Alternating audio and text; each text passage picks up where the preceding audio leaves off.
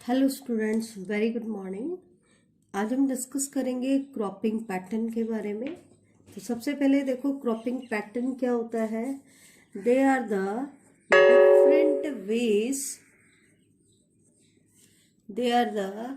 Different ways of growing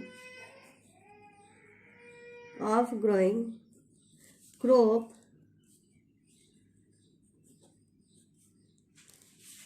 to give maximum benefit. ये अलग अलग तरीके होते हैं किसी भी क्रॉप को ग्रो करने के जिससे हमें मैक्सिमम बेनिफिट मिल सके। तो जो most common type of cropping pattern होता है बेटा, वो बेसिकली हम 3 कैटेगरी में स्टडी करेंगे। सबसे पहली कैटेगरी आएगी mix cropping, second intercropping and third आती है बेटा आपकी क्रॉप रोटेशन। क्या आएगी? Crop rotation. तो ये मोस्ट कॉमन मेथड होते हैं क्रॉपिंग पैटर्न के। इनमें से देखा जाए तो बेटा एक वर्ड यूज होता है मल्टीपल क्रॉपिंग। मल्टीपल क्रॉपिंग का मतलब होता है ग्रोइंग 2 or more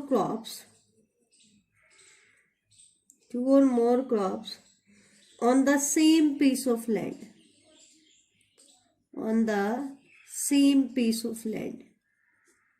2 या 2 से ज्यादा क्रॉप को अगर हम सेम पीस ऑफ लैंड पे ग्रो करें तो वो मेथड क्या कहलाता है? आपका मल्टीपल क्रॉपिंग कहलाता है। तो मल्टीपल क्रॉपिंग में 2 टाइप के मेथड आपके आते हैं।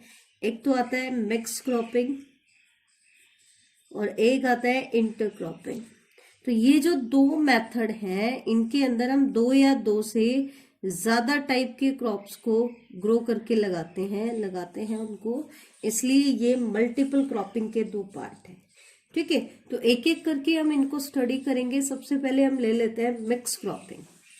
बेटा जैसा कि नाम से ही पता चल रहा है, मिक्स क्रॉपिंग का मतलब है कि आपको क्रॉप को मिक्स करना है। ठीक है, दैट मीन जो भी आपको 2 या 2 से ज्यादा क्रॉप्स, 2 और मोर क्रॉप्स आपको लेनी है, सबसे पहले हम क्या करते हैं, उनके सीड्स को मिक्स कर लेते हैं। सीड्स को क्या कर लेते हैं? मिक्स कर लेते हैं। उनकी शॉइंग करने से पहले ही हमें उनके सीड्स को क्या करना है बेटा? मिक्स करना है, और उसके बाद उनकी शॉइंग करनी है। इसका मतलब इस मेथड के अंदर हम 2 या 2 से ज्यादा क्रॉप्स को ग्रो कराते हैं साइमल्टेनियसली ऑन द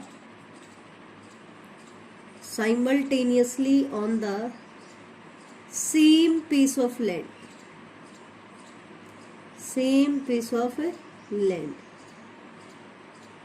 ठीक है, तो ये चीज आप ध्यान रखना कि इस मेथड में हम 2 या 2 से ज्यादा क्रॉप को simultaneously same piece of land पे ग्रो कराते हैं। कैसे?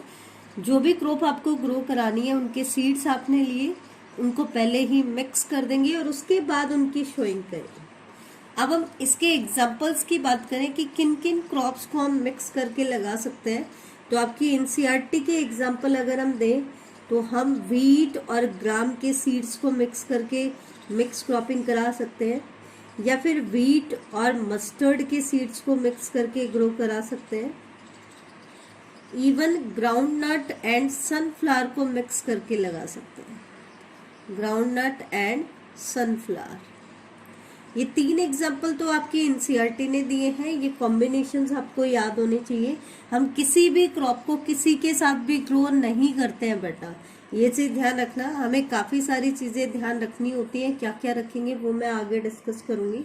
इसके अलावा रागी और ग्राम को भी हम मिक्स करके लगा सकते हैं, या फिर मेज और उड़द बीन्स को भी हम मिक्स करके लगा सकते हैं। और भी बहुत सारे कॉम्बिनेशंस पॉसिबल है, जैसे कि पीजन पी, इसके साथ हम मूंग बीन को ग्रो करा सकते हैं। पीजन पी के साथ किसको ग्रो करा सकते हैं? मूंग बीन को ग्रो करा सकते हैं। कॉटन के साथ भी हम मूंग को ग्रो करा सकते हैं। और भी बहुत सारे एग्जाम्पल हो सकते हैं, लेकिन इनमें से हमने कुछ एग्जाम्पल ले लिए हैं। अब क्वेश्चन क्या आता है कि मिक्स क्रॉपिंग हम क्यों यूज कर रहे हैं? अलग अलग टाइप के हम क्रॉपिंग पैटर्न यूज करें तो इनके हम एडवांटेजेस और डिसएडवांटेजेस की बात करेंगे कि ऐसा हम क्यों कर रहे हैं, इससे हमें क्या बेनिफिट होगा। तो सबसे पहले देखो मिक्स क्रॉपिंग का क्या बेनिफिट होगा। सबसे पहली चीज तो मिक्स क्रॉपिंग जो है एट रिड्यूस रिस्क, रिस्क को रिड्यूस कर देता है। रिस्क कौन सा रिस्क? कई बार क्या होता है टोटल क्रॉप फेलियर हो जाता है, मतलब कंडीशन सुटेबल नहीं रही तो फार्मर्स को प्रोडक्टिविटी नहीं मिल पाती है, टोटल क्रॉप लॉस हो जाता है। तो ये क्या करता है, दो या दो से ज्यादा क्रॉप को मिक्स करके लगाता है। तो अगर इनमें से कोई एक क्रॉप फेल भी हो जाए, ठीक है, तो उसको कुछ दूसरी जो क्रॉप है वो कंटिन्यू रहेगी, फ्लॉरिश करेगी और हमें प्रोडक्टिविटी देगी। ठीक है, तो इसका मतलब मेन तो बेनिफिट क्या है, when one crop fail, अगर एक क्रॉप फेल भी हो जाए कोई भी एनवायरमेंटल रीजंस की वजह से, किसी भी वजह से, then other crop continue to flourish, and cover the risk of complete failure of one crop।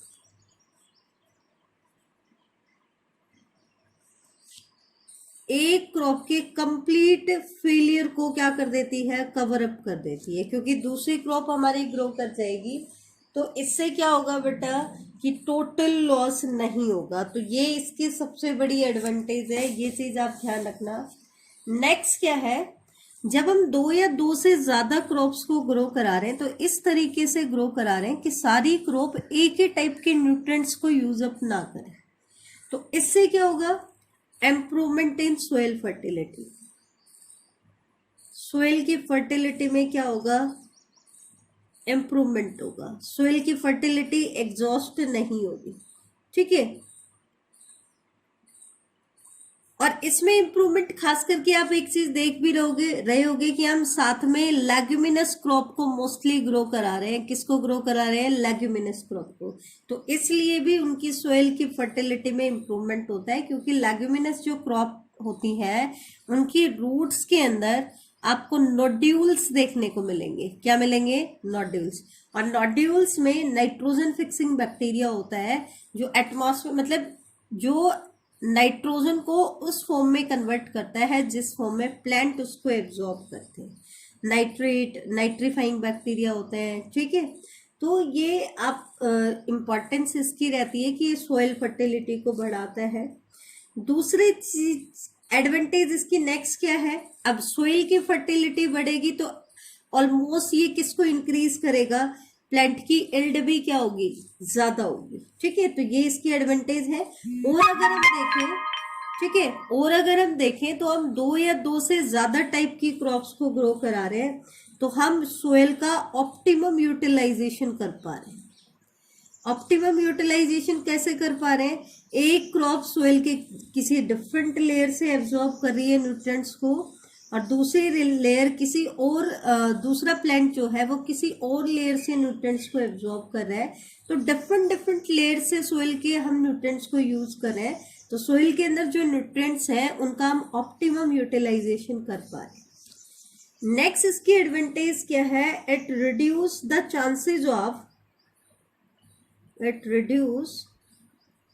Chances of paste attack. Paste attack के चांसेस को क्या कर देता है, रिड्यूस कर देता है। क्यों, क्योंकि पेस्ट जो होता है वो स्पेसिफिक होते हैं मोस्टली। अब हमने तो दो या दो से ज्यादा क्रॉप को मिक्स करके लगा दिया, तो एक क्रॉप पे वो अटैक करे तो दूसरी बीच में दूसरी क्रॉप आ रही है तो वो स्प्रेड नहीं हो पाते हैं। क्या नहीं हो पाते हैं, स्प्रेड नहीं हो पाते हैं। ठीक है, तो ये इसका एक और बेनिफिट हो जाता है। और एक तरीके से अगर हम देखें तो lesser input of irrigation and nutrients are required. Input की अगर हम बात करें तो इनपुट में लेस अमाउंट में हमें इरिगेशन भी कम अमाउंट में देना पड़ेगा, क्योंकि सभी क्रॉप्स की वाटर रिक्वायरमेंट्स भी क्या होती है, अलग अलग होती है। हम इस तरीके से यूज करते हैं कि एक को वाटर रिक्वायरमेंट ज्यादा हो तो दूसरी को क्या हो, कम हो। तो इनपुट इरिगेशन में भी इनपुट कम देना पड़ेगा, न्यूट्रिएंट्स में भी इनपुट क्या देना पड़ेगा, कम देना पड़ेगा। तो ये सारी क्या हो जाती है बेटा, इसके एडवांटेजेस हो जाती है।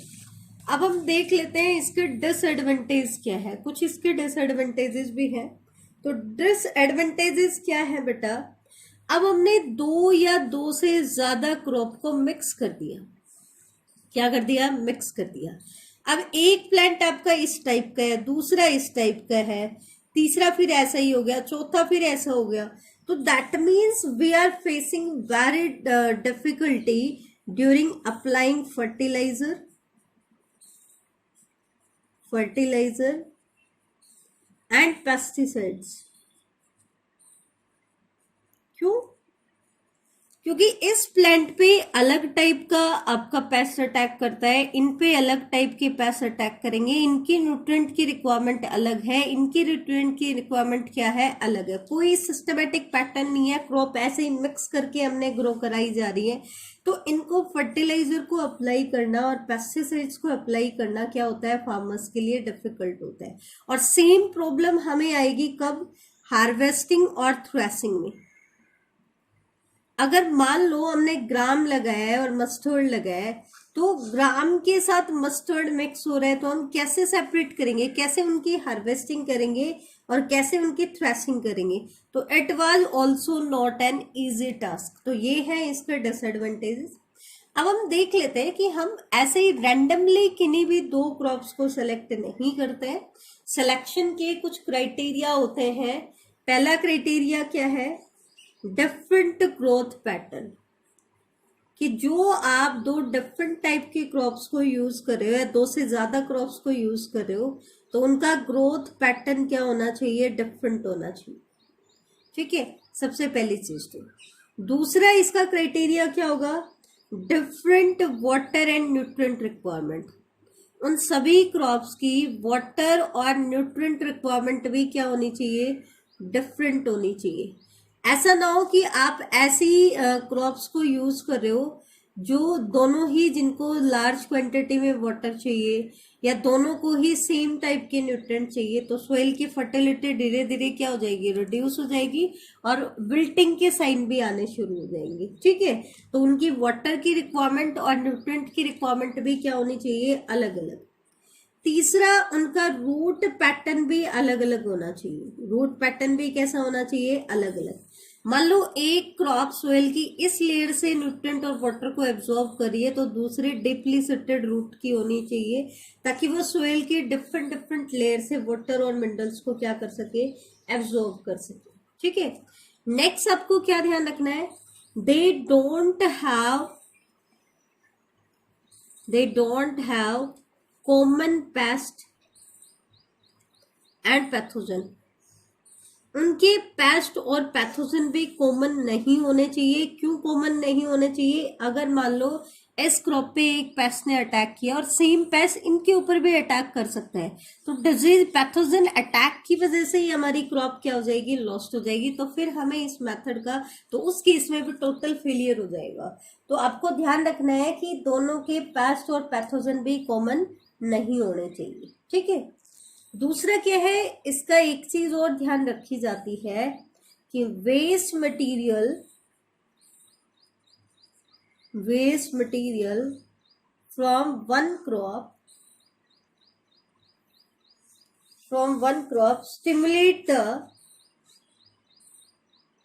stimulate the growth of other, कि एक क्रॉप के जो वेस्ट मैटर है वो दूसरी क्रॉप की ग्रोथ को स्टिमुलेट करने चाहिए। क्या करने चाहिए, एनहांस करने चाहिए। ठीक है, तो ये था। दूसरा एक चीज और होनी चाहिए कि इनके हार्वेस्टिंग टाइम भी क्या होने चाहिए बेटा, डिफरेंट होने चाहिए। ऐसा ना हो कि दोनों क्रॉप आपकी सेम टाइम पे तैयार हो रही हैं, तो उनको सेपरेट करना बहुत मुश्किल हो जाता है। तो इनका हार्वेस्टिंग टाइम भी क्या होना चाहिए, अलग अलग होना चाहिए। ठीक है, तो ये तो था मिक्स क्रॉपिंग। अब हम आते हैं नेक्स्ट मेथड की तरफ, दैट इज इंटरक्रॉपिंग। इंटरक्रॉपिंग क्या होता है बेटा, है तो इसमें भी हम क्या करते हैं, दो या दो से ज्यादा क्रॉप को एक साथ ग्रो कराते हैं, लेकिन उसमें और इसमें क्या डिफरेंस है, इसके अंदर हम सीड्स की मिक्सिंग नहीं करते हैं। क्या नहीं करते हैं? एक मिक्सिंग नहीं करते हैं। हम क्या करते हैं, वन और फ्यू रोज में एक क्रॉप को लगाते हैं और दूसरी रोज में किसको लगाते हैं, सेकंड क्रॉप को लगाते हैं, और वो भी एक पर्टिकुलर क्रॉपिंग पैटर्न में। ठीक है, एक सिस्टमेटिक क्रॉपिंग पैटर्न में उनको हम ग्रो कराते हैं। ये चीज ध्यान रखना, सीड्स को कभी भी हम मिक्स नहीं करते हैं। इसके केस में हम सीड्स को कभी भी मिक्स नहीं करते हैं।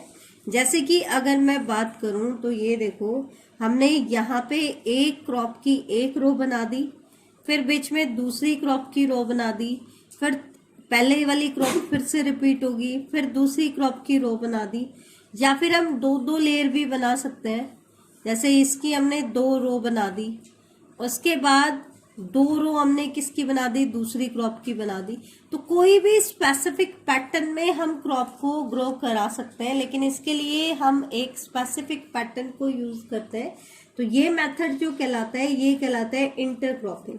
हालांकि इसके अंदर भी दो या दो से ज्यादा क्रॉप को हम साइमल्टेनियसली ग्रो कराते हैं ऑन द सेम फील्ड, लेकिन एक डेफिनेट पैटर्न में मिक्स नहीं करते हैं। क्या नहीं करते हैं, मिक्स नहीं करते हैं। ठीक है, अब आता है फॉर एग्जाम्पल, अगर हम बात करें कि कैसी कैसी क्रॉप को हम ग्रो कराते हैं, तो जैसे कि सोयाबीन और मेज को हमने एक साथ एक पर्टिकुलर पैटर्न में ग्रो कराया। एनसीईआरटी के एग्जाम्पल दूं तो दोनों ही एनसीईआरटी के एग्जाम्पल हैं। तो जैसे कि फिंगर मिलेट, बाजरा जो है, इसको हमने मिक्स करके ग्रो कराया। मिक्स करके नहीं, मतलब एक पर्टिकुलर पैटर्न में ग्रो कराया। किसके साथ, काउपी के साथ, जो लोबिया होता है। ठीक है, तो ध्यान रखना एक पर्टिकुलर फिक्स पैटर्न में, जबकि मिक्स क्रॉपिंग में पहले सीड्स को हम मिक्स करते हैं, उसके बाद ग्रो कराते हैं। यहाँ पर हम क्या करते हैं, सीड्स को कभी भी मिक्स नहीं करते हैं, they are grown in a set pattern, एक पर्टिकुलर सेट पैटर्न में वो ग्रो करते हैं।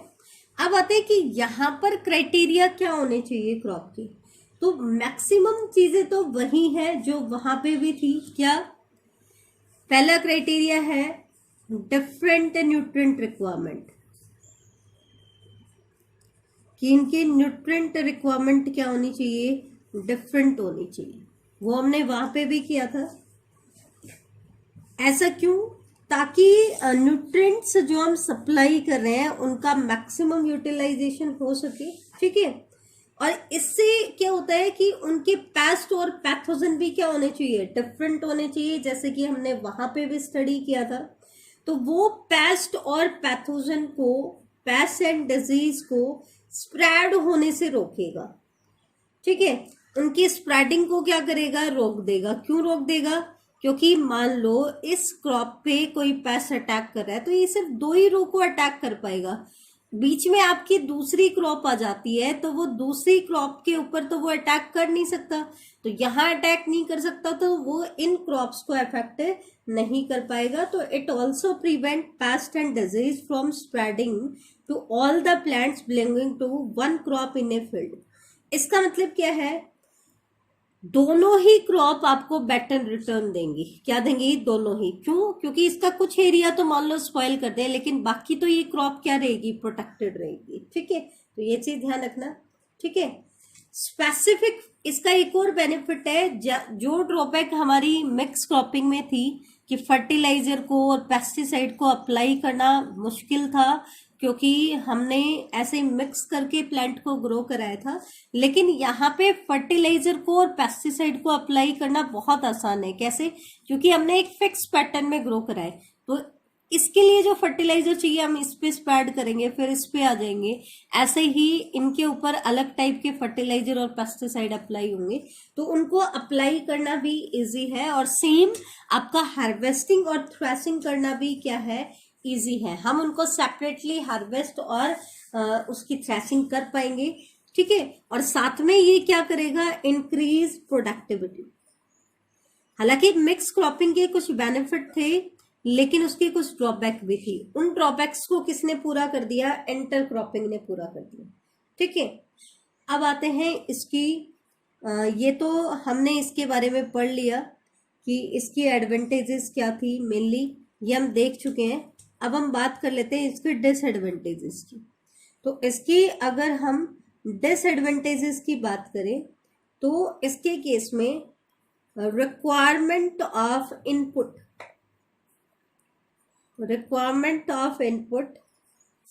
Is comparatively more. इनपुट हमें कंपैरेटिवली ज्यादा अमाउंट में देना पड़ता है। दोबारा मैं आपको एक बार बता देती हूँ, criteria for selection of crop, 2 criteria हम लोग पढ़ेंगे। पहला क्राइटेरिया है डिफरेंट न्यूट्रिएंट रिक्वायरमेंट होनी चाहिए, और एक चीज और ध्यान रखना, डिफरेंट सोइंग एंड हार्वेस्टिंग, अलग अलग टाइम पे उनकी सोइंग और हार्वेस्टिंग होनी चाहिए, एक ही टाइम पे नहीं होनी चाहिए। ठीक है, तो ये चीज आप ध्यान रखना। एडवांटेजेस क्या होगी?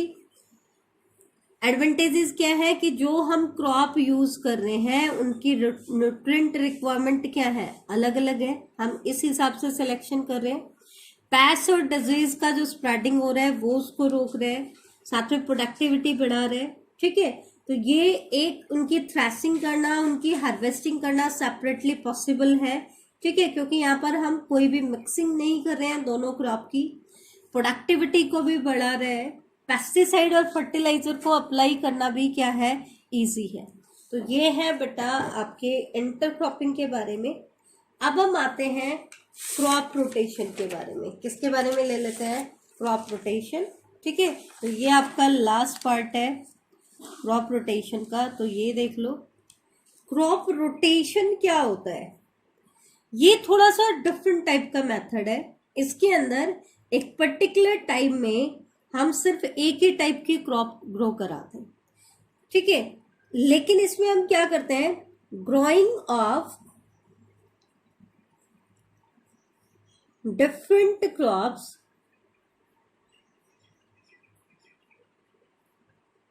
on a piece of land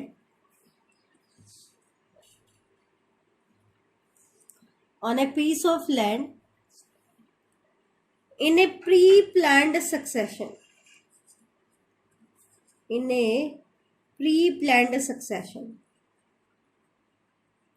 यहां पर हम क्रॉप को सक्सेशन में ग्रो कराएंगे, एक साथ ग्रो नहीं कराते हैं, साइमल्टेनियसली ग्रो नहीं कराते हैं। मतलब एक पर्टिकुलर सीजन में हमने एक क्रॉप को ग्रो कराया, लेकिन उसके बाद उसके सक्सेशन में दूसरी क्रॉप को ग्रो कराया, फिर से ही पहली क्रॉप को ग्रो कराया, फिर से किसको ग्रो कराया? दूसरी क्रॉप को ग्रो कराया।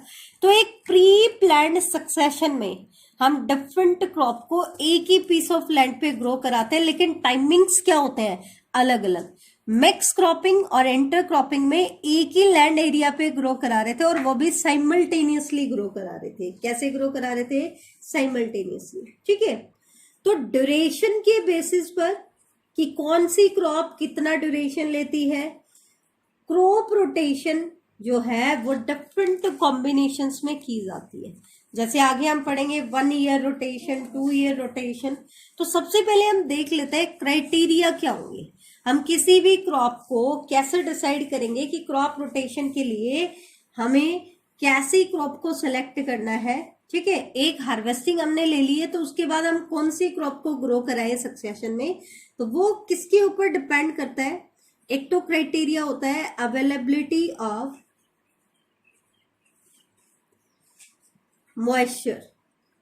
मॉइस्चर की अवेलेबिलिटी, दूसरा होता है इरिगेशन कि वाटर सप्लाई। तो ये 2 फैक्टर हमने पढ़े हैं बेटा, जो डिसाइड करेंगे कि हमें कैसी क्रॉप को क्रॉप रोटेशन के लिए चूज करना चाहिए। अवेलेबिलिटी ऑफ मॉइस्चर एंड आपका इरिगेशन। ठीक है, एक चीज और ध्यान रखना, जब भी हम क्रॉप को सिलेक्ट करते हैं तो जनरली ये एडवाइजेबल नहीं होता है कि हम सेम क्रॉप को उसी सेम फील्ड पे मोर देन 2 इयर्स में सक्सेशन में यूज करें। ठीक है। मोर देन 2 इयर्स में हम सक्सेशन में उस क्रॉप को यूज नहीं कर सकते। क्यों यूज नहीं कर सकते? क्योंकि एक क्रॉप की एक पर्टिकुलर काइंड ऑफ मिनरल की रिक्वायरमेंट होती है। तो अगर हम 2 ईयर से ज्यादा सक्सेशन में उसको यूज करते हैं तो हमारी जो सोयल होती है वो उस पर्टिकुलर न्यूट्रिएंट में डेफिशिएंट हो जाती है। तो मोस्टली हम मैक्सिमम 2 ईयर रोटेशन तक ही बेसिकली हम पढ़ते हैं। 2 ईयर से ज्यादा सक्सेशन में हम उस क्रॉप को ग्रो नहीं कराते हैं। क्यों ग्रो नहीं कराते हैं? क्योंकि हर प्लांट की एक पर्टिकुलर रिक्वायरमेंट होती है और वो पर्टिकुलर डेप्थ ऑफ सोइल से न्यूट्रिएंट्स को एब्जॉर्ब करती है। तो सोइल की वो पर्टिकुलर लेयर उस दैट पर्टिकुलर न्यूट्रिएंट में डेफिशिएंट हो जाएगी। तो सोइल की फर्टिलिटी क्या हो जाएगी? रिड्यूस्ड हो जाएगी। जैसे कि अगर हम बात करें पोटैटो की, तो पोटैटो को पोटाश की रिक्वायरमेंट ज्यादा होती है। तो इसको अगर हम 2 ईयर से ज्यादा सक्सेशन में यूज करेंगे तो हमारी सोइल जो होगी इस न्यूट्रिएंट में डेफिशिएंट हो जाती है। सिमिलरली वीट को ज्यादा रिक्वायरमेंट होती है नाइट्रेट्स की।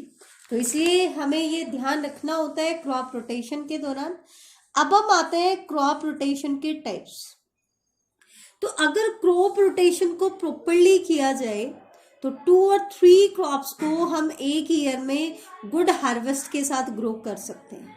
अब कितने टाइम पीरियड में वो क्रॉप सक्सेशन में आती है उसके बेसिस पर हम basically 1 year rotation, 2 year rotation या 3 ईयर रोटेशन पढ़ते हैं। लेकिन ध्यान रहे एक ही क्रॉप को 2 ईयर से ज्यादा सक्सेशन में यूज नहीं करना है। जैसे कि 1 ईयर रोटेशन में एग्जाम्पल मैंने दिया है, एक सीजन में हमने राइस को ग्रो कराया और दूसरे सीजन में वीट। तो ये सेम क्रॉप रोटेट कब करेगी? एक ईयर के बाद। ठीक है, तो एक ईयर, लेकिन इसको 2 सक्सेशन से ज्यादा हमें यूज नहीं करना है। दैट मीन्स इसमें हम एक सक्सेशन और करा सकते हैं, उससे ज्यादा नहीं। सिमिलरली मेज को 1 सीजन में ग्रो कराया और दूसरे सीजन में मस्टर्ड। तो ये कई सारी कॉम्बिनेशंस हम यूज करते हैं। हम ऐसे भी कोई भी कॉम्बिनेशन यूज नहीं कर सकते। हमने पहले भी कहा है कई सारे क्राइटेरिया होते हैं। वाटर की रिक्वायरमेंट हो गया, न्यूट्रिएंट्स की रिक्वायरमेंट हो गया, सोइल की किस डेप्थ से न्यूट्रिएंट्स को एब्जॉर्ब कर रहा है, उनके फर्टिलाइजर रिक्वायरमेंट क्या है, उनके पेस्ट और पैथोजन भी कॉमन नहीं होने चाहिए। तो कई सारे क्राइटेरिया होते हैं। 2 ईयर रोटेशन में हम क्या करते हैं? मेज, पोटैटो, सुगर केन और पी। दैट मीन्स मेज दोबारा से रिपीट कब होगी? 2 ईयर के बाद। तो 2 ईयर के बाद वो रोटेट हो रही है। तो दैट मीन्स एक सीजन में मेज और पोटैटो, मेज ग्रो कराया, फिर नेक्स्ट में पोटैटो, फिर उससे नेक्स्ट सुगर केन और लास्ट में क्या ग्रो कराया? पी। ऐसे ही एक कॉम्बिनेशन है मेज, मस्टर्ड, सुगर केन एंड मेथी का, फेनुग्रीक का। ऐसे ही नेक्स्ट आता है 3 ईयर रोटेशन कि जो आपकी क्रॉप रिपीट हो रही है वो 3 ईयर में रिपीट होगी। तो जैसे कि कॉटन ग्रो कराया, उसके बाद सुगर केन, उसके बाद पी, उसके बाद मेज, उसके बाद व्हीट और फिर उसके बाद क्या रिपीट होगा? कॉटन। तो कॉटन को रोटेट होने में कितना टाइम लग रहा है? 3 ईयर का टाइम लग रहा है। सेम राइस, व्हीट, मूंग, मस्टर्ड, सुगर केन और बरसिम को हमने ग्रो करा है। तो ऐसे बहुत सारे एग्जांपल्स आपके सामने आ सकते हैं कि जिसमें एक पर्टिकुलर क्रॉप को कितने टाइम पीरियड के बाद हम रोटेट करते हैं, उसके बेसिस पर हमने कैटेगराइज किया 1 year rotation, 2 year rotation, 3 year rotation. लेकिन हमने ध्यान रखना है कि कोई भी क्रॉप 2 से ज्यादा सक्सेशन में हम ग्रो ना करें, उसके बाद हमें पैटर्न को चेंज करना पड़ेगा। तो क्रॉप रोटेशन में हमने क्या देखा? एक सीजन में एक क्रॉप के अंदर, सेम एरिया के अंदर हम एक ही टाइप की क्रॉप को ग्रो कराते हैं, मोर द मैनी क्रॉप्स को ग्रो नहीं कराते। एक टाइम में तो एक ही क्रॉप ग्रो करती है और जब एक की हार्वेस्टिंग हो जाती है उसके बाद हम दूसरी क्रॉप ग्रो कराते हैं, लेकिन उनको एक पर्टिकुलर सक्सेशन में हम यूज करते हैं। तो इसलिए ये कहलाता है crop rotation.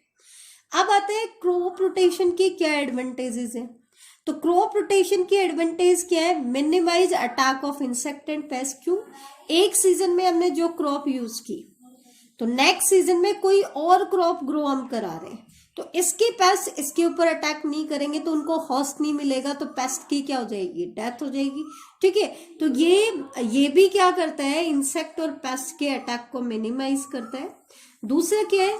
By rotating crop the weeds associated with previous crop also disappeared.